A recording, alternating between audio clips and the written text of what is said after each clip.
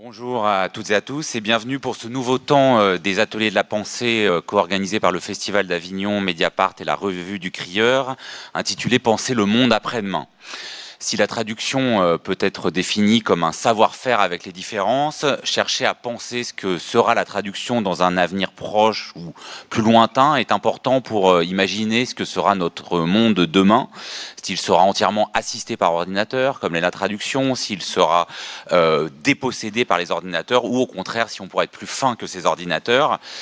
Parce qu'au-delà de ces questions un peu techniques, la traduction est sans doute en effet l'un des grands enjeux sociétaux et politiques dans un monde globalisé, puisque traduire, c'est préférer à une communication rapide et basique dans un véhicule souvent dominant et plus ou moins artificiel, qu'il s'agisse du Global English ou de Google Translate, un véritable travail toujours recommencé sur non seulement les langues, mais aussi les cultures et les visions du monde.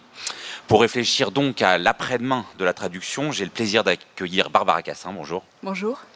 Vous êtes philosophe, philologue. Parmi vos ouvrages importants, on peut citer le fameux et fabuleux Dictionnaire des intraduisibles, qui est assez épais, donc là je ne l'ai pas pris avec moi.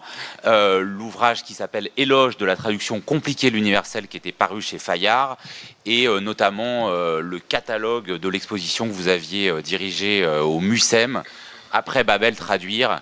Il y a d'autres livres que vous pourrez trouver ensuite à la table de la librairie du festival. Mais puisqu'on fait un peu de prospective, on peut déjà annoncer qu'à la rentrée prochaine, on pourra lire Quand